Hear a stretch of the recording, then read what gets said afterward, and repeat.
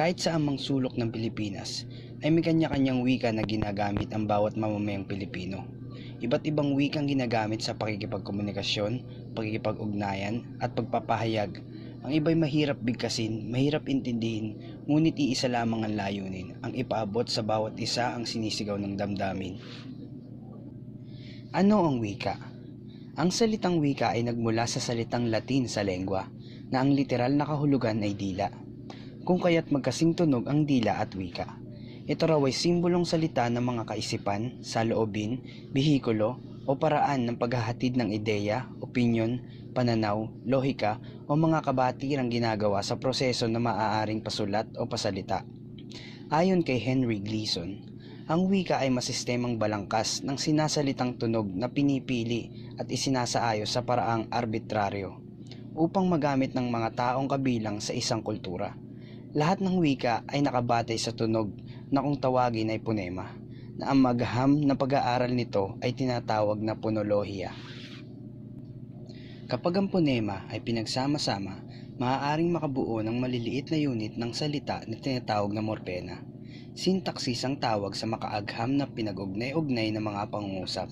Discourse kapag magkakaroon ng makahulugang palitan ng dalawa o higit pang tao.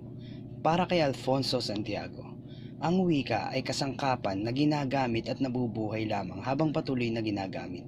Kapag nawalan na ito ng silbi sa lipunan, ay tuluyan na ring mawawala. Ano nga ba ang tunay na kahulugan nito? Ang wika ay isang sistemang o pangkomunikasyon na madalas ginagamit ng tao sa isang partikular na lugar. Ito rin ay isang bahagi ng pakikipagtalastasan at kalipunan ng mga signo, tunog, at mga kaduktong na batas para maiulat ang naisabihin ng kaisipan. Ginagamit ang sistemang ito sa pagpapaabot ng kaisipan at damdamin sa paraan ng pagsasalita at pagsusulat. Ang wika ay mahalaga sapagkat ito ay nagsisilbing instrumento ng komunikasyon. Ito ay lumilinang ng malikhaing pag-iisip, nag-iingat at nagpapalaganap ng kaalaman at nagbubuklod ng bansa.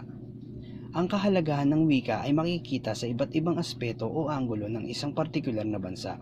Una, ito ay araw-araw nating ginagamit sa buhay. Ang wika ay pangunahing instrumento ng komunikasyon at napakahalaga nito para sa pakikipagtalastasan. Dahil kung wala nito, wala tayong maigagamit na kasangkapan para sa pakikipag-usap sa kapwa nating tao. Pangalawa, ito ay mahalaga sa pamahalaan kung ano ang katanggap-tanggap o hindi. Pangatlo, ito ay mahalaga para sa media at entertainment. Kung wala nito, papaano maipapahayag na nasa likod ng media at entertainment ang ibig sabihin nila kung lahat ay tahimik? Ang wika ay importante sa pagbibigay ng impormasyon sa pamamagitan ng balita. Sa aspeto naman ng edukasyon, mahalaga ito sapagkat sa pamamagitan nito, naging malawak ang ating kaalaman sa bansa. Ang wika rin ang dahilan kung bakit nagkakaisa-isa ang mga miyembro sa lipunan o ang mga naninirahan sa isang bansa.